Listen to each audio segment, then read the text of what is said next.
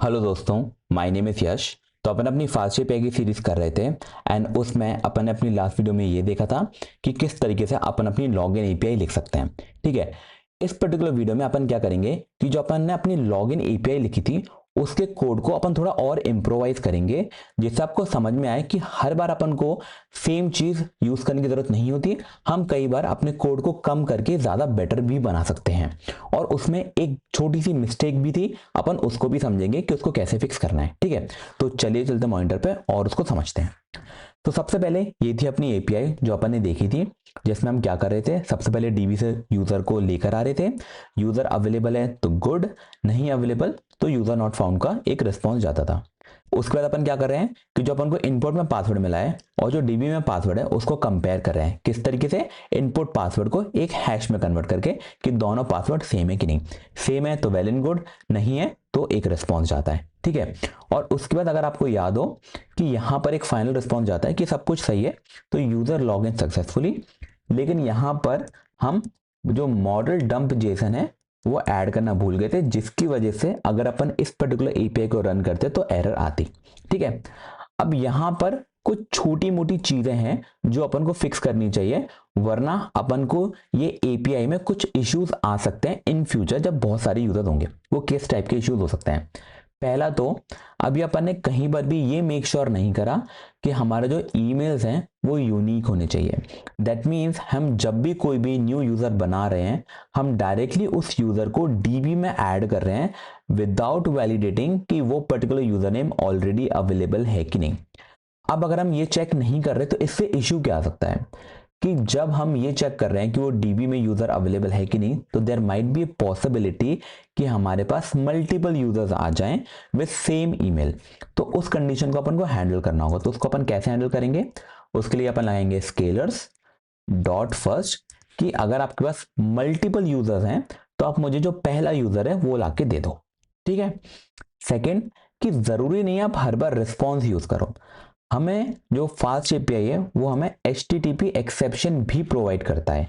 ठीक है, तो HTTP एक्सेप्शन अगर आपने देखा तो ये फास्ट एपीआई हमें प्रोवाइड करता है, जिसके अंदर हमारे पास दो की होती हैं।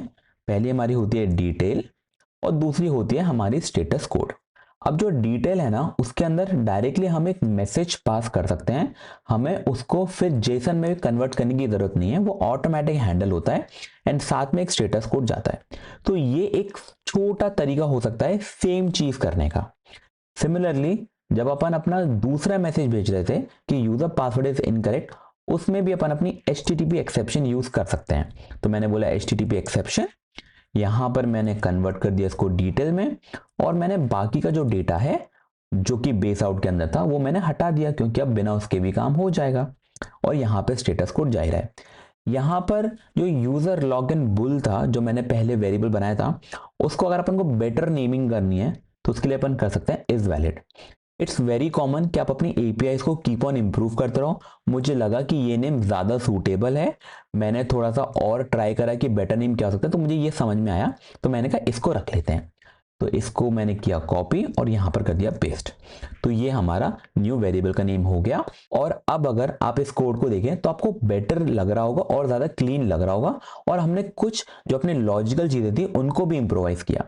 अब लास्टली कि जब हम यहां पर रिस्पॉन्स भेज रहे हैं तो आपको पता है कि बाय डिफॉल्ट हमारा स्टेटस कोड 200 जाता है, तो हमें ये स्टेटस कोड भेजने की कोई रिक्वायरमेंट नहीं है क्योंकि वो बाय डिफॉल्ट जाएगा ही जाएगा।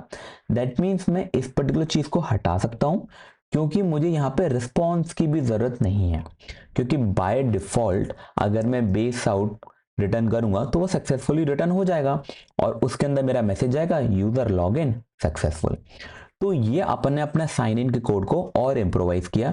अभी भी हो वही रहा है, बस अपन ने ये मेक श्योर कर लिया कि अगर मल्टीपल ईमेल्स हैं, क्योंकि अभी अपन ने वो कंडीशन हैंडल नहीं करी, तो अगर मल्टीपल ईमेल्स हैं तो पहला लेकर आओ, पहले के बेसिस पे चेक करो कि सही है कि नहीं।